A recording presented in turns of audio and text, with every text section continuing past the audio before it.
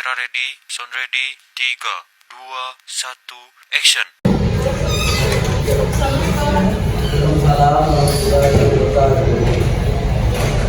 Kemudian ada kenapa pada kita akan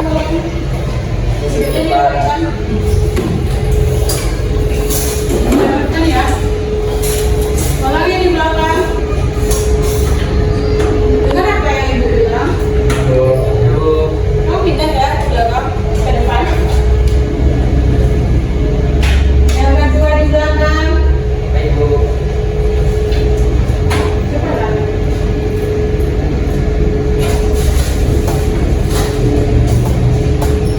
Baik, kita kelas sudah disiapkan kelasnya. Semua siap sebelum mulai kerja pada dari kita berdoa.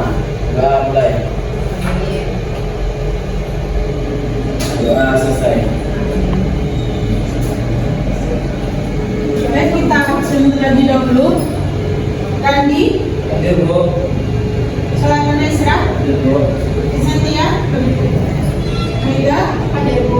Faiza, Nisa, Hadir Bu. Deka, Hadir Bu. Husnul. Alfa Bu. Siapa lagi yang hadir? Banyak Bu. Siapa mereka tidak hadir? Apakah Anda tahu? Janjian Bu. Janjian mungkin Bu. Baik, kita lanjut aja ya untuk materinya. Nah, untuk materi sekarang kita akan membahas tentang cara menggunakan bor tangan listrik. Dan untuk topik kita hari ini, Anda diharapkan bisa mengerti tentang pentingnya K3. Apakah Anda tahu mengapa K3 ini penting ketika kita di labor? Nah, kesehatan dan keselamatan kerjanya perlu digosok. Selanjutnya, Untuk biar tidak ada yang cedera. nah, nanti kita pahami lebih dalam lagi kan. Untuk yang kedua, Anda harus mengerti apa guna tentang apa kegunaan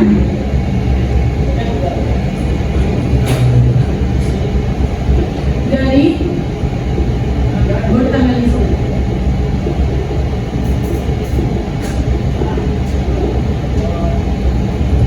Dan yang terakhir, Anda diharapkan untuk menguasai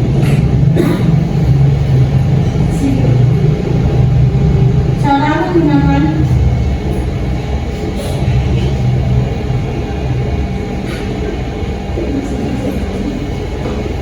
bor tangan listrik.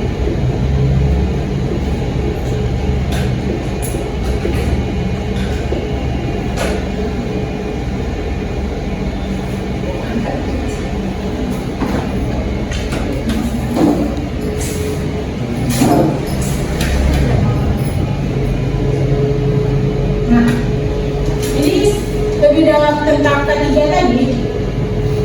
Sebelum kita menggunakan bor tangan listrik, kita harus periksa kondisi alatnya. Apakah bor tangan ini dalam kondisi baik dan tidak rusak.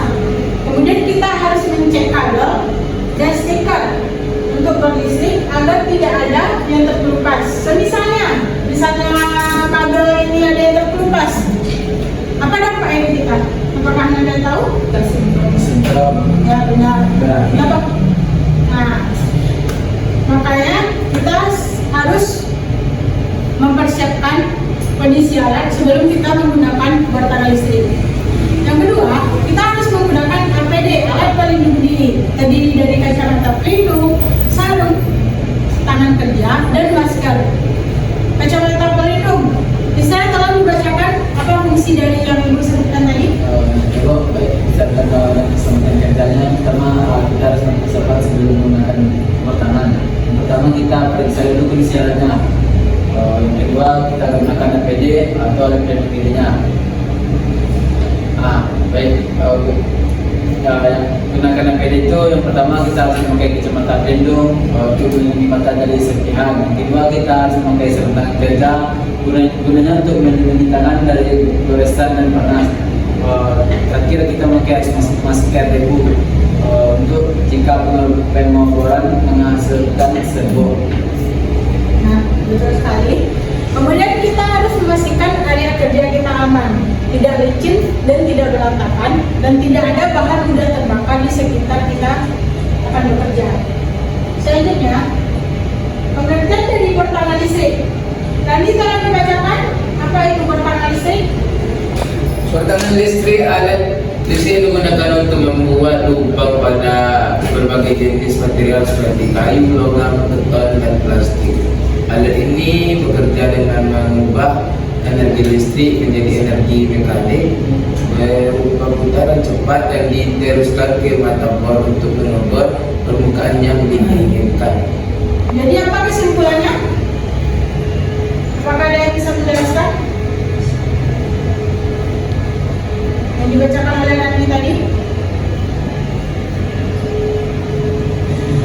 Nah, untuk bertangan listrik, bertangan ini digunakan untuk membuat lubang dari berbagai jenis material. Jadi, bertangan listrik ini tidak hanya digunakan untuk kayu saja, tapi bisa untuk dinding, logam, dan plastik. Nah, kita lanjut. Bagian-bagian dari bertangan itu ada kabel-kabel, saklar, kolpel atau kabel brush, gulungan, angker, kelahar-kelahar atau dinding, gear, cap-cap bor, pengatur kecepatan shifter dan mata bor. Nah, karena kita alatnya masih di workshop, untuk bagian bertangan akan ibu jelaskan di workshop nanti. Fungsi dari bertangan listrik. Yang pertama ada membuat lubang pada berbagai material. Yang kedua mengencangkan dan melepaskan spark dengan menggunakan mata berkhusus seperti obeng elektrik. Yang ketiga menghaluskan atau melepas dengan aksesoris tambahan seperti cat kampas. Dan yang terakhir mengadu campuran seperti cat atau semen menggunakan mata bor pengadu. Nah, untuk selanjutnya kita akan pergi ke workshop. Namun sebelum itu, Ibu akan mengirimkan langsung kepada kalian melalui download dan diharapkan anaknya bisa terlakukan baru bangun kok. Yaudah, langsung dulu ya.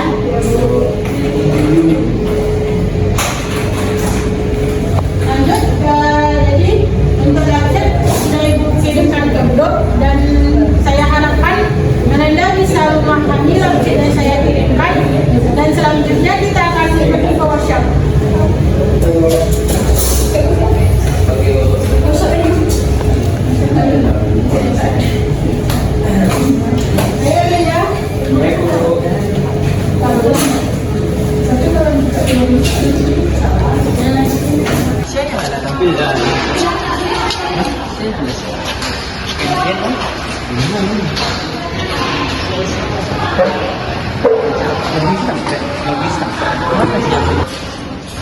Nah, baik.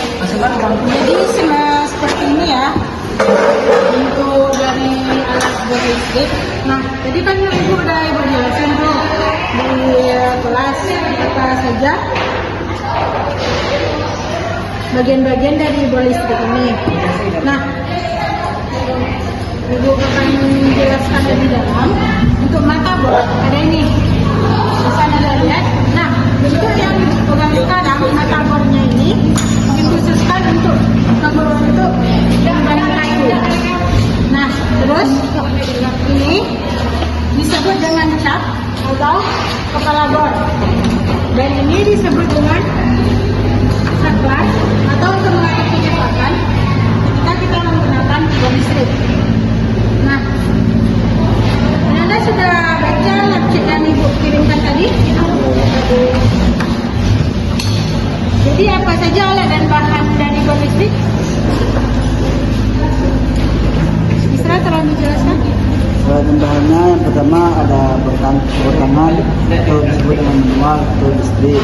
Kemudian ada mata bor, kunci skrup, kemudian unsur untuk menandai listriknya, terus penggaris, pemister, itu kayu sebagai benda kerja, alas kerja datar, kemudian ada alat pengemudi atau CPD. Nah, biasanya ketika kalian meminjam alat di labor kayu untuk kunci, ini biasanya terlepas dari cat atau kepala labor ini. Dan kalian harus pandai untuk memasang kepala bor, kunci kepala bor ini. Ibu akan menunjukkan bagaimana cara mengunci kunci kepala bor ini. Ini dimasukkan, terus ini diputar dan diputar sampai dia kokoh.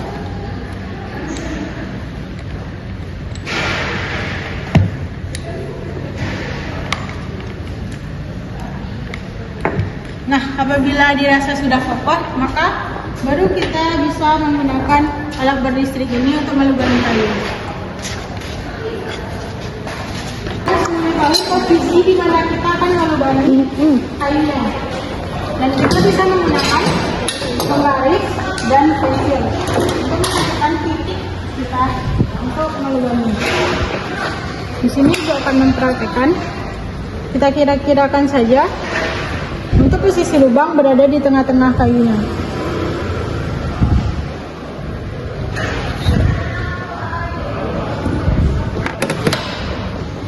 Apabila dirasa sudah pas, maka kita akan langsung saja untuk melubangi kayu.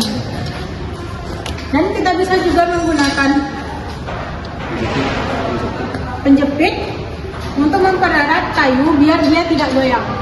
Tapi rata.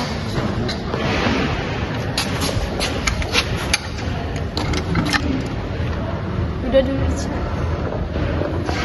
Apabila dirasa kayunya sudah kokoh, maka kita akan menghidupkan saklarnya.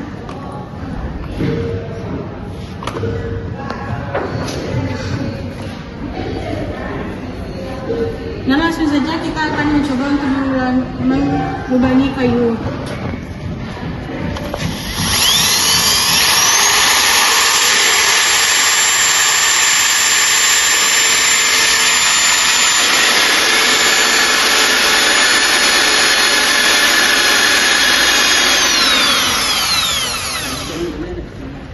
Nah, apabila ini dirasa ada tadi asap kan, itu tidak boleh dipaksa ya. Nah, jadi kita harus mengulangi untuk melubanginya.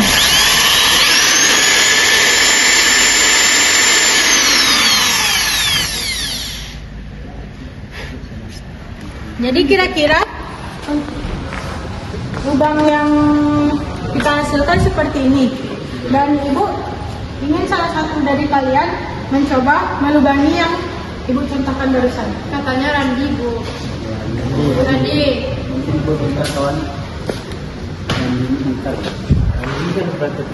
Randi, gue di pensil dulu tandolnya. Kemudian, kamu? Ya. Randi.